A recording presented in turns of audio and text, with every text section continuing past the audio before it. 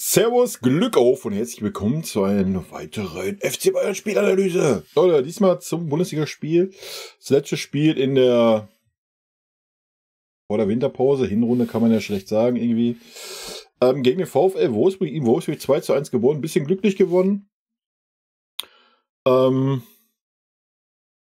Starke 20 Minuten, sehr schwache 20 Minuten.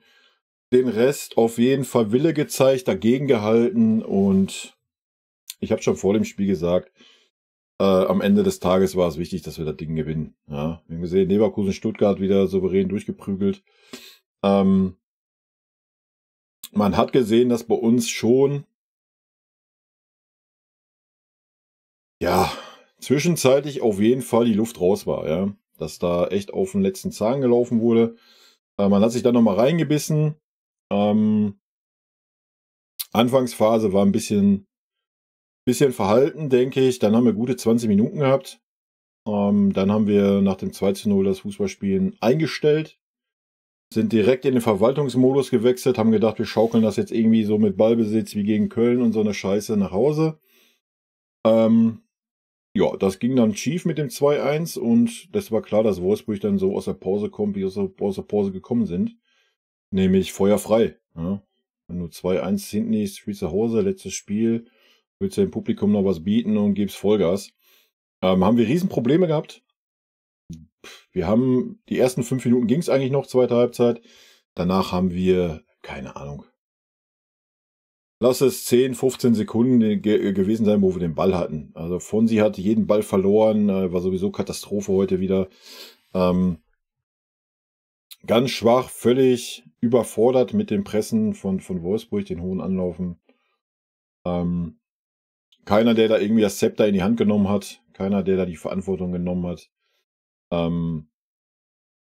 Tuchel hat dann richtig reagiert. Er hat De Ligt gebracht. Ja, ich hätte eigentlich gedacht, er bringt ihn im defensiven Mittelfeld, aber dann haben wir eine Fünferkette, beziehungsweise im Aufbau auch eine Dreierkette gespielt, wo wir dann relativ wenig aufgebaut haben. Das hat dann so 10 Minuten gedauert, ja, bis dann alle gerafft haben, welche Position sie spielen sollen und wie sie sich zu verhalten haben. Und dann war es super stabil wieder hinten. Ja, dann haben wir auch wieder dagegen gehalten. Wir haben wieder die Zweikämpfe gewonnen, haben nicht den Ball so schnell verloren. Und dann hatte man auch nicht mehr das Gefühl, dass Wolfsburg irgendwie jetzt am Drücker wäre, noch irgendwie ein Tor macht. Da hatte man eher so das Gefühl, das Spiel könnte noch eine Stunde laufen und die machen kein Tor. So war es zumindest bei mir persönlich. Wie gesagt, am Ende des Tages 2:1 gewonnen, da müssen wir jetzt einfach mal den Mund abputzen. Ich denke, diesmal kann man die Umstände schon gelten lassen, ja, mit den ganzen Grippekranken und angeschlagenen Spielern und so weiter. Und ich denke, wie gesagt, dass es nicht so ein Spiel wird wie gegen Stuttgart, war klar. Ja, habe ich vorher schon gesagt. Wir hatten erste Halbzeit teilweise 70% Ballbesitz, am Ende sind es jetzt 60%. Damit können wir auch mal reingehen in die Statistiken. Also 60,8% Ballbesitz. Ich kann auch nochmal aktualisieren, weil ich bin hier 5 Minuten am Spiel. Das ist manchmal ein bisschen langsam. Abseitsstellung 1:0, Fouls 15:12, Zweikämpfe 50:50. Erste Halbzeit haben wir gefühlt fast jeden Zweikampf gewonnen. Ja, zumindest so in diesen 20, 25 guten Minuten, die wir hatten. Schüsse aufs Tor, 4-7 Schüsse insgesamt 5:20. Ecken 0:6, angekommene Pässe 342:573, Flanken 6:9. Schüsse insgesamt Sané 3, Kane 3, Musiala 1, Torschussvorlagen Müller 2. Ja, gewonnene Zweikämpfe Musiala 9, Upamecano 6, Davis 6. Ja, wenn Davis 6 Zweikämpfe gewonnen hat, hat er auf jeden Fall mindestens 12 bis 18 verloren, Alter. Ballkontakte 102 Upa, 105 Leimer, 103 Davis. Gefoult worden, schenken wir uns wie immer. Aufstellung war auch klar, habe ich im Taktikfuchs auch gesagt. Was hättest du groß ändern sollen? Ja, du hattest ja rein theoretisch gesehen kaum eine Wahl. Du hättest vielleicht Kretzig bringen können für Davis, aber irgendwie scheint Tuchel, ja, keine Ahnung, soll man das Fass wieder aufmachen?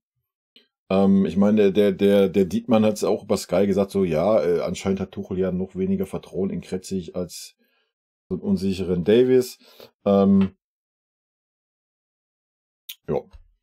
Könnt ihr gerne Tuchels Aussage vor dem Spiel aus der PK mal interpretieren, dass er doch, wie toll er doch die Jugendspieler integriert und so weiter. Kann sich jeder seine Meinung bilden. Also ich denke, in Kretzig hätte die letzten Wochen schon mal die eine oder andere Chance verdient auf dieser Position. Das hätte nicht schlechter aussehen können, wie es beim Davis war. Gut. Ja, nochmal, wie gesagt, für mich kein gutes Spiel, was mir aber gut gefallen hat, abgesehen von 20 Minuten zweite Halbzeit, so von der 50. bis 70. waren wir echt hart am Schwimmen. Wir haben kein Mittel gefunden, keiner hat die Verantwortung übernommen. Dass das ein Pavlovic nicht kann, ja, brauchen wir nicht drüber rumreden. Obwohl er dann schon durch seine Aktion schon eine gewisse Verantwortung übernommen hat. Guerrero war heute leider nicht gut. War da auch nicht in der Lage zu. Harry Kane hat es dann versucht vorne, ja, hat sich auch oft fallen lassen, mal wieder. Ja, als die Licht dann da war, dann war es auf jeden Fall, wie gesagt, dann haben wir so 7, 8, 9 Minuten gebraucht. Und dann war es wieder gut. Ne? Das war schon ein wichtiger Wechsel. Gut, aber am Ende nochmal, wir haben dagegen gehalten dann, ja. Die letzten 20 Minuten haben wir wieder die Zweikämpfe angenommen. Ja, es ist nicht alles gelungen. Ja, wir haben nicht mehr mit letzter Konsequenz nach vorne gespielt. Haben uns natürlich auch teilweise wieder selber in diese Lage gebracht, indem wir die Konterchancen nicht genutzt haben. Allein Müller, ja, den muss er ein bisschen besser spielen, vielleicht auf dem Niveau. Aber Müller war heute sehr stark. Nioy war sehr schwach. Keine Ahnung, am Ende des Tages egal. Wir haben das Spiel gewonnen, das ist, was zählt. Und das war wichtig, dass wir das Spiel gewinnen. Jetzt können wir mit einem einigermaßen guten Gefühl, denke ich, in die kurze Pause gehen. Und dann schauen wir mal, wie es danach weitergeht. Gut, gehen wir mal in die Benotung meinerseits. Neuer würde ich heute bei einer 3 sehen. Hat wieder 2, 3 sehr schlechte Bälle gespielt. Ja, hat dann den einen Ball gehalten, den muss er auch halten. Ansonsten waren jetzt aber auch keine krassen Torchancen von Wolfsburg da. Ja, muss man auch mal klipp und klar sagen. Ja, wir hatten ein bisschen Glück dann bei manchen Sachen, wo gerade in der Phase, wo die Bälle so schnell verloren haben. Aber es ist jetzt auch nicht so, dass Wolfsburg da irgendwie Chance auf Chance erspielt hat. Das muss man ganz fairerweise auch mal sagen. Leimer sehe ich heute bei einer 4, er war wieder komplett überfordert. Ja, da sieht man immer wieder, dass er einfach kein rechter Verteidiger ist. Also defensiv war das sogar noch schlechter wie eine 4. Es reißt ein bisschen raus, dass er 1, 2 gute Aktionen vorne hatte. Aber ansonsten ganz schwach. Ja. Upa für mich eine 2. Upa war für mich heute der Stärkste in der Viererkette. Hat einen sehr soliden Eindruck gemacht. Ja, beim Gegentor, ja, keine Ahnung. Soll er da schneller rausrücken? Sehe ich eigentlich nicht. Pavlovic war auch ein bisschen weit weg. Ja, keine Ahnung. Im Nachhinein kann man da immer klug scheißen. Für mich war Upa heute stark. Hat kaum irgendwelche.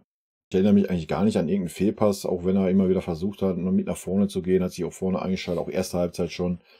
Das Zusammenspiel hat mir sehr gut gefallen, dass sich dann so ein Pavlovic hat fallen lassen, wenn ein Innenverteidiger mal marschiert ist. Auch ein Guerrero hat das mal gemacht mit dem Minjay. Wenn auch nicht so häufig, weil Guerrero war heute auch nicht so stark im Spiel.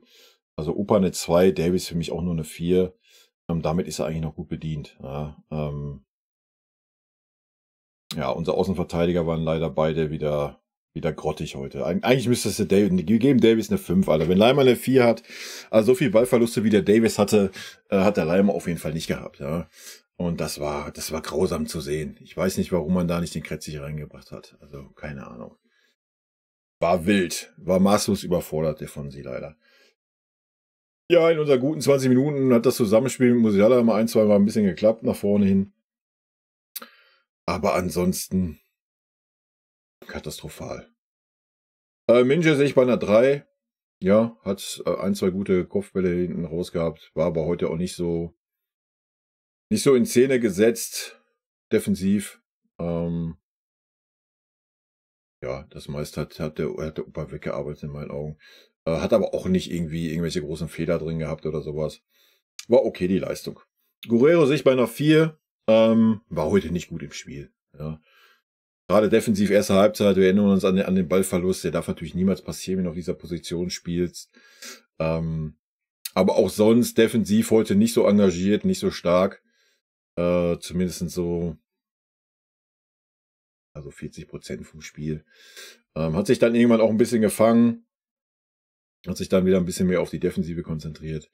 Aber ja, mehr als eine 4 sehe ich da heute nicht. Sané dasselbe. Sané war enttäuschend.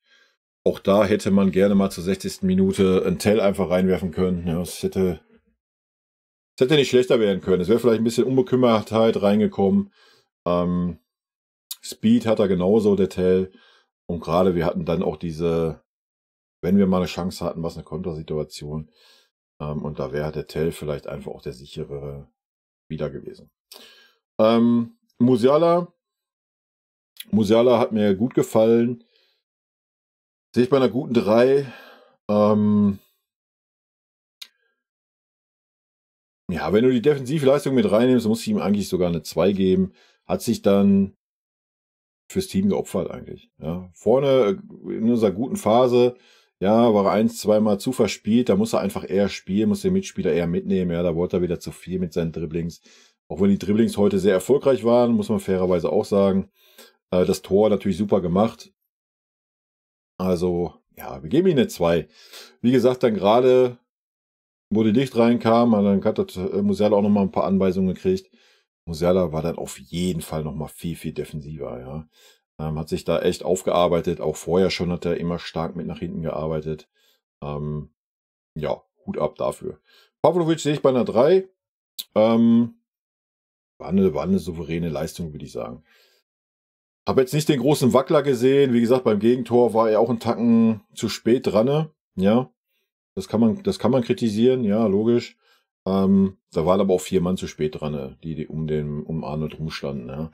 Das muss man fairerweise auch sagen. Ansonsten, wenn er am Ball war, Fehlpässe habe ich eigentlich nicht gesehen. Hat vorne auch mal versucht, ein bisschen Ruhe reinzubringen, auch mal ein Dribbling angesetzt. Dass er dann in dieser hektischen Phase, ja, nicht da das Heft in die Hand nimmt. Ja, dafür ist er 19 Jahre, ja. Das müssen dann andere tun. Obwohl er durch seine Art und Weise, wenn er dann den Ball mal hatte und so weiter, hat er das auch schon ganz gut gemacht. Ansonsten war er wieder, hat viel Löcher gestopft, ja, war oft außen mitgeholfen. Wie gesagt, Zusammenspiel mit der Innenverteidigung hat super geklappt. Wenn der Upa mal marschiert ist er hinten geblieben und so weiter. Hat mir echt sehr gut gefallen. Ich fand es ein bisschen schade, dass heute Libo die beiden Freistöße schießen durfte. Aus der Entfernung, der Castells ist jetzt auch kein Fliegenfänger. Habe ich nicht verstanden, warum da direkt aufs Tor geschossen wurde. Hätte ich mir immer eher einen Pavlovic-Freistoß gewünscht. Auch bei den Ecken, die waren jetzt auch nicht so Bombe heute. Ja, wie gesagt, für mich eine 3. Müller sehe ich bei einer guten 3.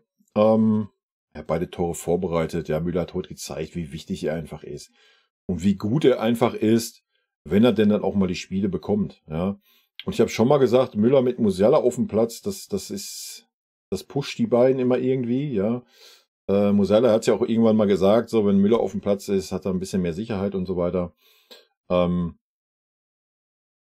Ja, was man Müller ein bisschen vorwerfen kann, wenn es der Müller seine Entscheidung war, weswegen wir halt auch dann diese schlechten, wenn wir die letzten 5 Minuten der ersten Halbzeit mitnehmen, diese schlechte 25 Minuten hatten.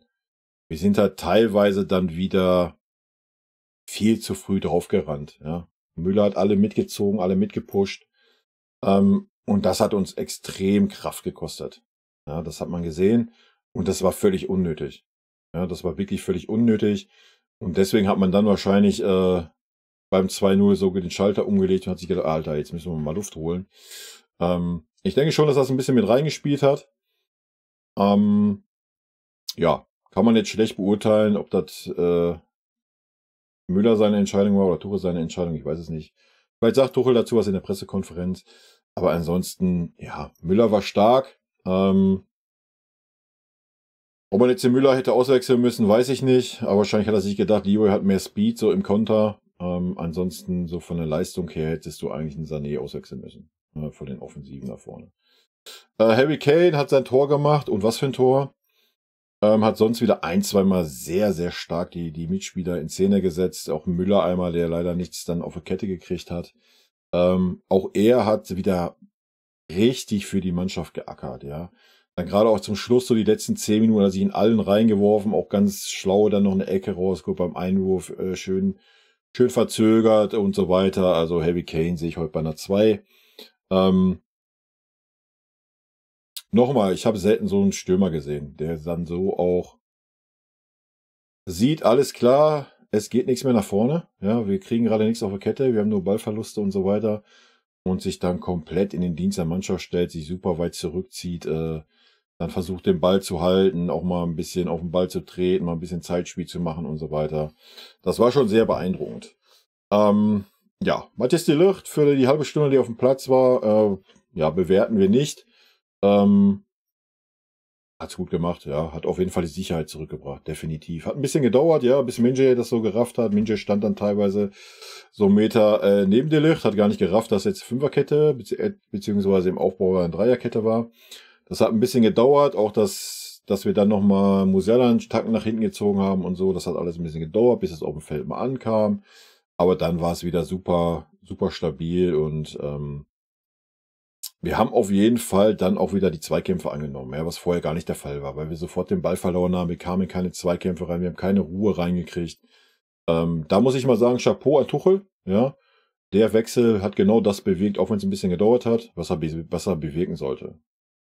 Denke ich zumindest, ja. Es war dann wieder er hat super Stabilität reingebracht, es war wieder mehr Ruhe drin, wir haben nicht die Bälle wieder sofort verloren und so weiter. Das hat echt gefruchtet. Ja, und dann Chapeau da für die Minute, wo er ein bisschen von der Uhr nehmen wollte. Alles gut. Tuchel bewerte ich dann heute auch mit einer 3. Ja, er hat nicht viele Möglichkeiten gehabt. De Ligt war der richtige Mann zur richtigen Zeit, denke ich. Wir haben 2:1 nach Hause geschaukelt mit ein bisschen Glück. Wie gesagt, so 20 Minuten in der zweiten Halbzeit, auch wenn Wolfsburg da jetzt nicht die großen Chancen sich erspielt hat, aber sie waren am Drücker, sie waren fickerig, wir haben keinen Zugriff gehabt. Ja, und dann kam de Ligt zum richtigen Zeitpunkt. Gut, wenn wir uns den Spieltag jetzt mal kurz angucken, ist ja der letzte. Ja, ihr seht, Stuttgart 3:0 gewonnen, Leverkusen 4:0. Und da hat der Schick richtig rasiert, glaube ich, ne? Zeigen wir uns das an hier. Ja. 3 Hütten gemacht, also alle, die denken, Leverkusen wird einbrechen in der Rückrunde, weil Boniface weg ist. Ja. Argument dafür ist, glaube ich, nicht wirklich gegeben. Klar ist nur der VfL Bochum, in Anführungsstrichen nur. Ja, also von daher, schauen wir uns einen Blick auf die Tabelle, können wir natürlich auch mal werfen. Ja, ist ja jetzt schon mal ein bisschen aussagekräftig. Wir sehen, auch da war ja schon immer so ein bisschen von so ein paar Bayern-Fans große Fresse. Von wegen Tordifferenz, ja, wir sehen, die ist 34:34. Ja, wir haben ein Spiel weniger, aber es ist auch sehr unwahrscheinlich, dass wir irgendwie Union dann 7-8-0 wegballern. Wir müssen das Spiel generell erstmal gewinnen, was schwer genug wird dann in der Rückrunde. Von daher, ja, wir müssen halt einfach das Nachholspiel abwarten. Wenn wir das natürlich gewinnen sollten, ja, dann sieht man ganz klar, dass es ein Zweikampf ist. Sollten wir das Spiel nicht gewinnen, ja, dann klar, sind dann auch nur 4 Punkte. Also da ist jetzt noch nicht der Zug abgefahren oder sowas. Aber ja, dann hast du natürlich die anderen noch ein bisschen im Nacken. Ne? Ja, ansonsten Stuttgart, ich habe es gesagt, die werden gleich wieder in die Spur finden. Und Augsburg ist jetzt auch nicht unbedingt leicht zu bespielen, ne? Das muss man auch mal ganz klar sagen. Auch da denke ich, dass Stuttgart den Weg weitergehen wird, auch in der Rückrunde dann. Ja, die werden immer mal einen Ausrutscher drin haben, die sind jetzt noch nicht so super konstant, ja. Aber die werden ihren Weg weitergehen. Die werden auf jeden Fall in dem Europapokal landen, da bin ich mir relativ sicher. Ja, in Dortmund sieht es schlecht aus, war. So Champions League, da wird es sehr, sehr schwer. Jetzt schon 6 Punkte Rückstand. Guckt euch die Tordifferenz an. Die müssen schon echt eine meisterliche Rückrunde spielen, wenn die nochmal eine ernste Rolle spielen wollen um die Champions League Plätze. Ja. Da geht es dann eher drum, ja, brechen wir nicht noch ganz ein und die kommen vielleicht gar nicht in den Europacup. Das wäre natürlich Worst-Case-Szenario für Dortmund. Aber da sieht man gerade, was sind 3 Punkte. Ja. Da ist nichts ausgeschlossen, aber ja, Julian Nagelsmann steht in den Startlöchern nächste Saison. Ja. Sehr interessant zu sehen, wie es in Dortmund weitergeht. mit dem Terzic, ob der vielleicht sogar noch gehen muss. Ich bin sehr gespannt. Aber nicht unser Thema. Ja, bei uns, ihr seht's, 15 Spiele, 12 Siege, 2 Unentschieden. Die Niederlage in Frankfurt tut natürlich mega weh. Ja, die völlig unnötig war. Ja, wir müssen auf jeden Fall ergebnistechnisch gleich wieder performen, wenn es losgeht. Ja, wir können auch noch kurz gucken in die Spiele, in die kommenden. Ist ja vielleicht auch nochmal ganz interessant. Januar, ihr seht, am 6.1. haben wir ein Freundschaftsspiel gegen den FC Basel. Am 12. spielen wir dann schon gegen Hoffenheim. Dann haben wir Pause. Da fahren wir ins Trainingslager in der Woche, so wie ich das mitgekriegt habe. Dann spielen wir zu Hause gegen Bremen. Dann spielen wir zu Hause gegen Union. 3 Heimspiele, die du definitiv direkt gewinnen musst. Ja, da ist es am Ende des Tages scheißegal, wie gut oder schlecht der Fußball ist. Da klar, wenn der Fußball schrottig ist, werde ich das kritisieren, werde das ansprechen. Aber am Ende des Tages zählen da erstmal die Ergebnisse, die kommen müssen. Ja, ja, ihr seht, dann geht's mit Augsburg weiter direkt nach Union. Dann ist Gladbach, dann ist schon Leverkusen. Ja, dann ist bis dahin, du musst jedes Spiel bis dahin gewinnen. Ja, ich predikte, dass das Leverkusen nicht einbrechen wird, Leute. Auch wenn die mehr Abstellungen haben werden, wie wir es haben. Die werden das durchziehen. Ist zumindest meine Meinung. Ja. Da ist, wie es dann auch noch nichts entschieden mit dem Spiel gegen Leverkusen. Aber wer weiß, wenn das ein direktes Spiel ist und wir bis dahin schon geschwächelt haben. Aber wir starten wenigstens rein mit 4 Heimspielen. Ja? Gegen Hoffenheim, Bremen, Union, dann spielen wir in Augsburg, dann zu Hause gegen Gladbach. Also da musst du einfach mit den 3 Heimspielen am Stück musst du einen guten Start hinlegen. Ja, Punkt. Da gibt's nichts zu diskutieren. Es geht am 12.01. schon wieder los. Die Spieler haben jetzt frei, glaube ich, bis 1.1. Das ist jetzt nicht viel, ne? Also das sind ja 1,5 Wochen. Also da können wir jetzt nicht von irgendeiner Winterpause reden. Ja, das muss man mal ganz klar sagen, wa? Und dann am 6.1. bis 5 Tage im Training hast du schon wieder das erste Freundschaftsspiel. Also da ist jetzt nicht so viel mit Winterpause. Ja, was mir heute gut gefallen hat, war, wie Tuchel dann endlich mal reagiert hat. Ja, wo wir dann diese Phase hatten, wo wir haben die Bälle innerhalb von 10, 15 Sekunden direkt verloren und das über 10, 15 Minuten hinweg. Da hat Tuchel relativ zügig reagiert, so nach 10 Minuten, ja, wo das so war, hat er die Licht gebracht. Wie gesagt, das hat dann noch mal so ein paar Minuten gedauert, bis sich das dann sortiert hatte.